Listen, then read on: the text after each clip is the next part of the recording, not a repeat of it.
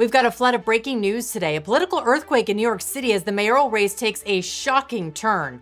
Plus, a deadly attack on a Michigan church leaves 2 dead and several wounded. Then, a jaw-dropping moment on CNN has a panel of Democrats absolutely stunned into silence over James Comey's indictment. You don't want to miss this. Plus, one of the strangest on-air moments you will ever see on MSNBC. Things just keep getting weirder. And with the government shutdown looming, I'm going to tell you what Democrats are demanding and how Republicans are firing back. It's all coming up right here on The Kerri Lane Show. We begin this Sunday edition with some breaking news, chilling, devastating images coming out of Michigan.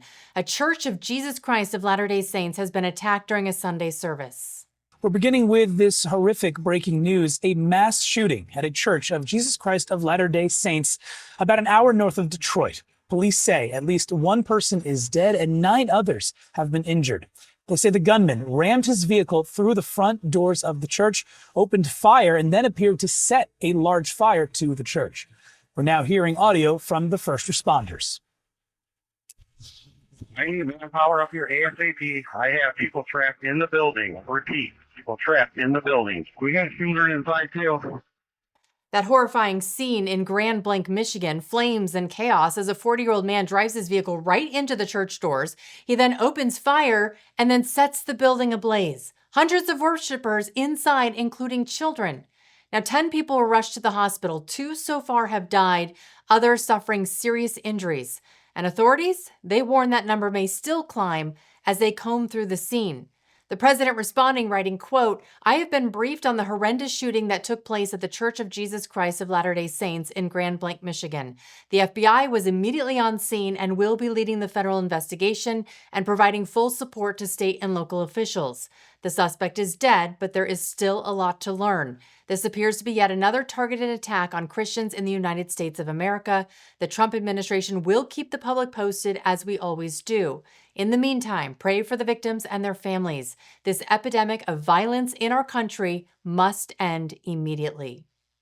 And we are witnessing in real time a pattern of attacks targeting people of faith. Yet the left is silent when the victims are Christians. Where is their outrage? Where's their wall-to-wall coverage?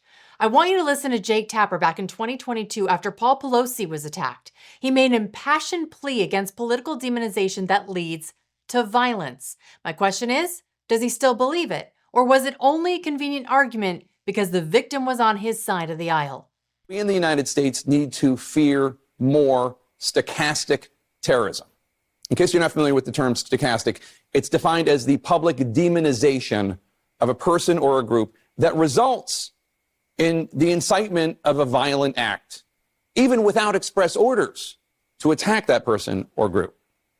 When leaders, whether elected or in media or in a movement, when leaders claim that their opponents are pedophiles or Satanists or a part of a grand conspiracy to hurt you and your family, is anyone really surprised when somebody who hears this acts? He nails it. But here's the problem. That standard has to apply to everybody, not just when Democrats are the victims. The same toxic rhetoric that the left warns about has fueled hostility towards Christians, conservatives, and Republicans for years. And when it turns into violence, their silence is deafening. Now, also breaking today, a stunning shakeup in New York City politics. Mayor Eric Adams out of the mayoral race. After weeks of sinking poll numbers and pressure from every direction, Adams has finally waved that white flag. Here he is in a somber message on X making the announcement. Although this is the end of my re-election campaign, it is not the end of my public service. I will continue to fight for this city, as I have for 40 years since the day I joined the NYPD, to make our streets safer and our systems fairer. So at this point, polls show that Andrew Cuomo has the best shot at beating frontrunner Zohran Mamdani, providing that it's just a one-on-one race. We're going to keep following this. It's heating up, and we are getting close to the end. But for now, let's turn to MSNBC, a network that has been celebrating every indictment against Donald Trump. Well, suddenly, they're clutching their pearls because James Comey is finally facing accountability. Watch this.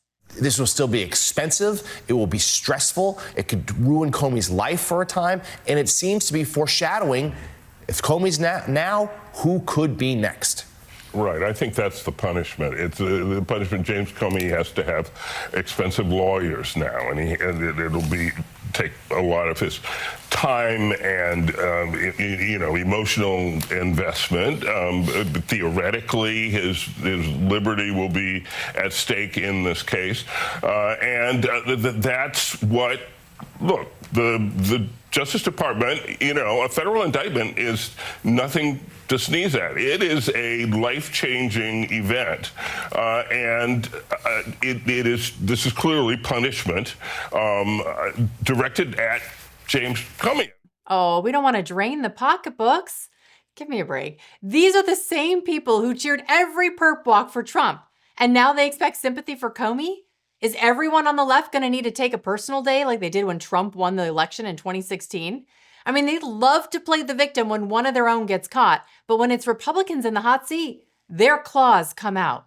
And they better brace themselves because Michael Cohen, hardly a Trump loyalist, just dropped this bombshell. Watch the panel's reaction. They are absolutely stunned by what he is about to say, and probably for the first time, speechless.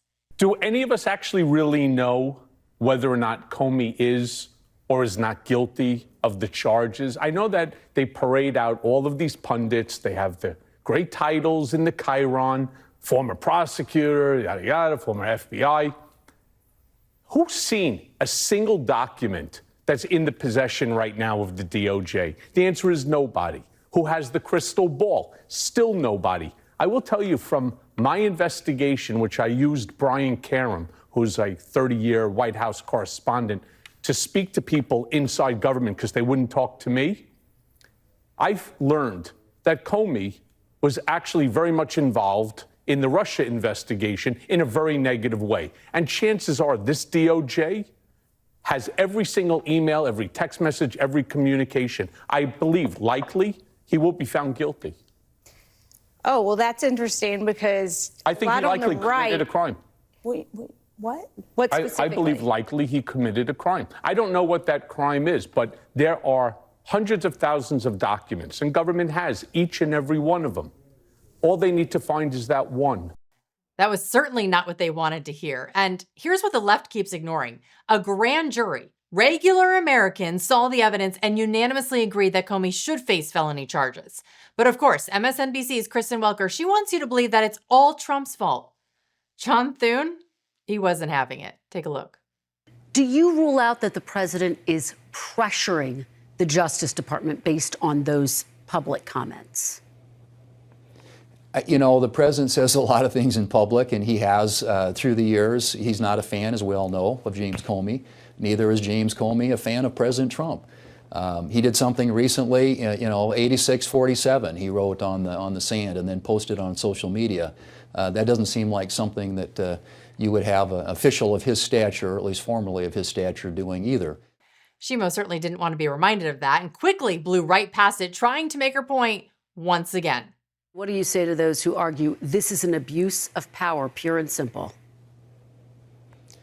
Look, I think that, again, how do you not, when you come back and you say that you've had a grand jury look at this evidence and bring this indictment, the people are going to come to their own conclusions. We live in a very politicized, polarized time, and obviously there are a lot of allegations being thrown around out there, mostly by people, obviously, who have a political motivation, who hate the president. So these things this is a highly charged time, but again, our judicial system is there for this reason, to sort these things out, figure out guilt and innocence, and I trust them to do that. Exactly. Just like Trump, Comey will get due process. But while Democrats pretend none of their indictments were political, CNN accidentally spilled the truth that Joe Biden did play a role in his administration's indictment. Watch this one come back to bite him. Let me just explain to you the difference in the abuse and the difference in departments of justice. I mean, we can go all the way back to Republicans having a fit when JFK tried to nominate RFK, his brother, to be Attorney General. But I can actually go back to Joe Biden. Joe Biden indicted his own son. Did he deserve to be indicted? Yes.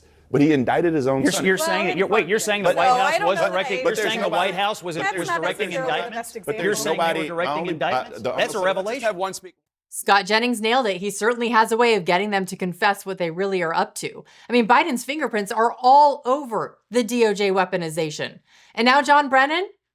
He's saying after a thorough review of his own actions, he has concluded that there's no case against him. Well, then that's that, right? Watch this. I don't see any case against me. I have looked back on all of my actions and decisions, and with John Durham, the special counsel, and others that have looked at what we did, it was certainly consistent with our legal authorities and with the law. So I don't know what they're referring to there. Individuals who used to work in the government, even if their security clearances were revoked, they could be subpoenaed. They could be, called to provide testimony in support of whatever allegations they have. I don't see a case there. Okay, here's a quick refresher on what went down before I show you the evidence that completely contradicts Brennan's claim that he's innocent. Because in the summer of 2016, U.S. intelligence intercepted Russian intelligence talking about a Hillary Clinton plan to falsely accuse Donald Trump of Russia collusion just to vilify him, to smear him, to what would become known infamously as the Steele dossier. This intelligence was so explosive that John Brennan briefed then President Obama, Vice President Joe Biden, James Comey, Jim Clapper, the entire national security team, telling them about this Hillary Clinton plan. So Russia knew about this scheme. And in 2020, John Ratcliffe found Brennan's handwritten notes confirming the whole thing. And here it is. The note reads, quote, "Cite alleged approval by Hillary Clinton of a proposal from one of her foreign policy adversaries to vilify Donald Trump by stirring up a scandal claiming interference by the Russian security service." Did you look at that evidence, Brennan, when you were trying to decide if you were guilty or not? Because common sense would tell you this does not pass the smell test. Now, with that said, many of the statute of limitations have expired, being that this dates back 10 years. However, John Brennan and Hillary Clinton both testified to Congress within the past 5 years, which when you're dealing with a conspiracy case, the statute of limitations does not start to run until the last act and furtherance of that conspiracy. So here is Brennan's testimony to Congress just less than 5 years ago. Director Brennan, do you know who commissioned the Steele dossier? I don't.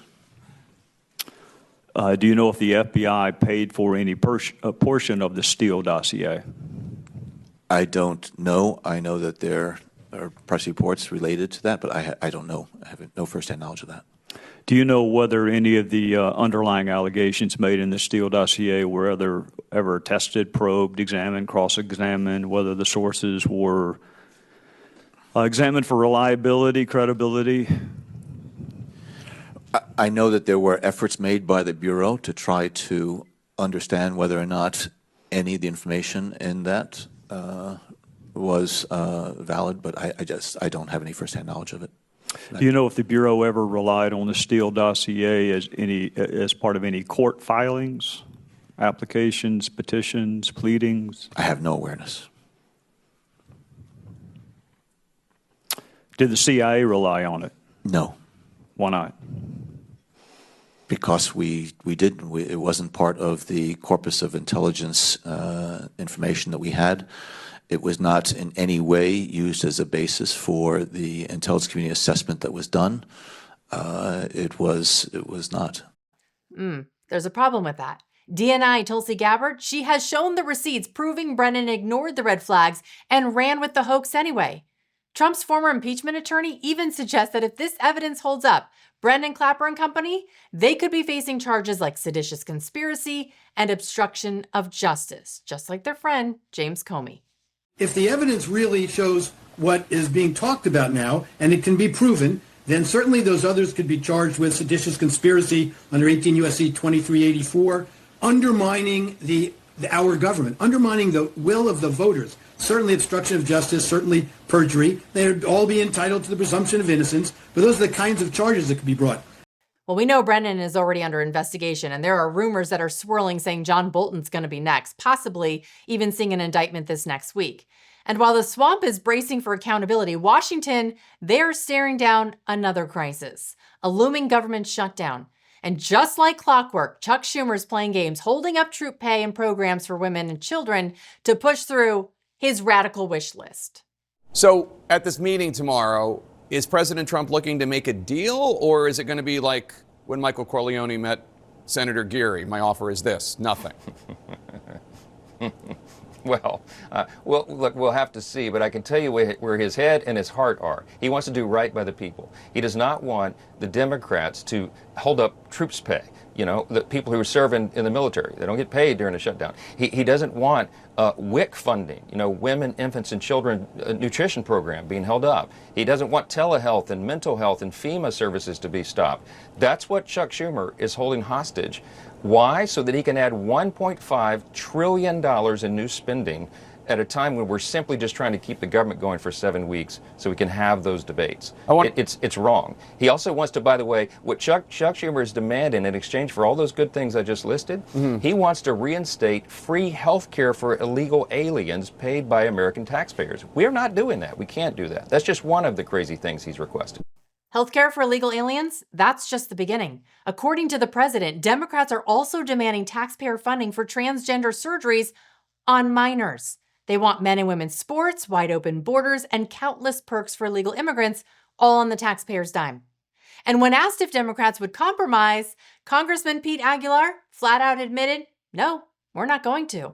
Congressman, is it enough for if they walk out of this meeting and decide we're going to sign whatever the House Republicans passed and everyone's going to go ahead with this clean CR until November and a separate deal dealing with health care? Or do you feel, does your caucus feel like those two things have to be linked, or can they be separated in two different deals? No, they have to be linked. This has to be an ironclad deal that is spelled out in legislation.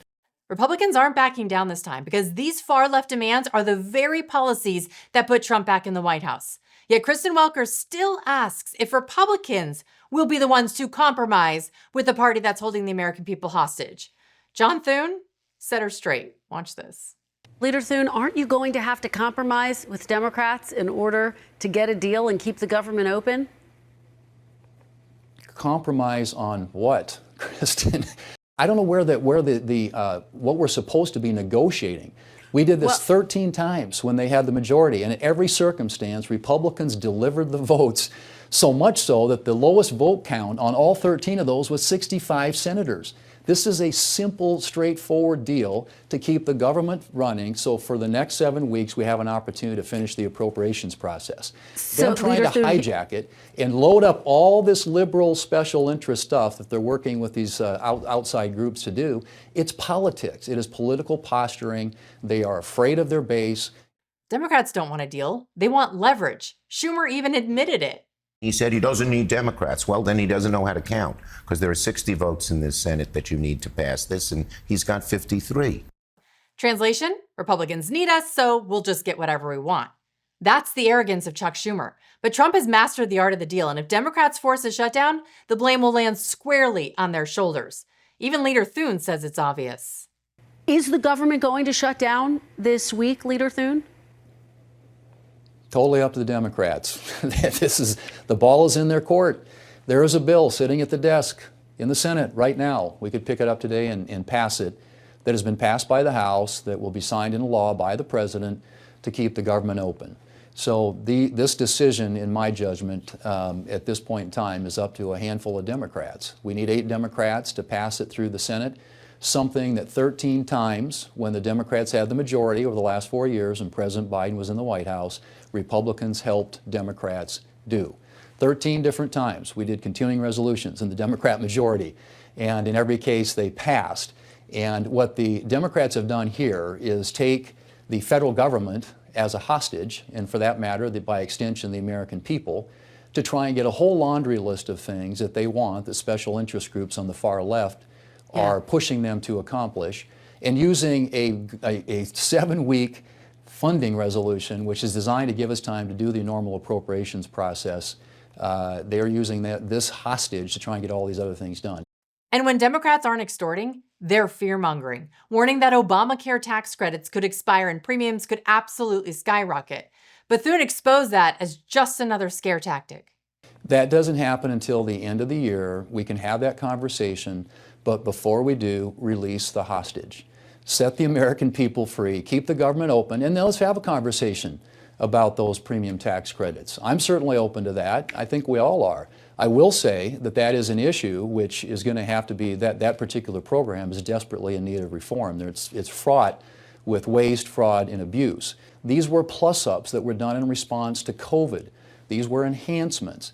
And it's a program, Kristen, as I said, that is fraught with waste, fraud, and abuse. There are so many people who don't even know they have coverage because the payments are made directly to the insurance companies. They auto-enroll people. They go out and sign them up so they can get paid. You have a lot of people who don't even know they have coverage. So more than half of the people that have insurance through this program never filed a claim last year. I mean, this is a program where they took the lids off. There's no income limits now. You can make $600,000 a year and qualify for this. So it's a program in desperate need of reform. And we acknowledge that, there's going to have to be, hopefully there'll be some steps taken that can address the concerns that Democrats have. But you can't do this by Tuesday, and you can't do it while you're holding the American people hostage with a government shutdown. So let's keep the government open and then figure out where we go. Here's the truth. Democrats aren't fighting to keep government open. They're fighting to keep control. Chaos at the border, chaos in our schools, our economy. It's all by design, right? Because the more chaos, the more power they can grab. But Republicans, they're saying enough. They're putting the American people first. And come Tuesday's deadline, we're going to see who blinks first. The party clinging to chaos or the party that is standing up for you. That does it for us today on this Sunday edition. Hope you had a great weekend and happy Monday tomorrow, everybody. We'll hit the ground running and have all the updates on some of these stories that are currently unfolding. Thanks for joining me today and have a great rest of your night.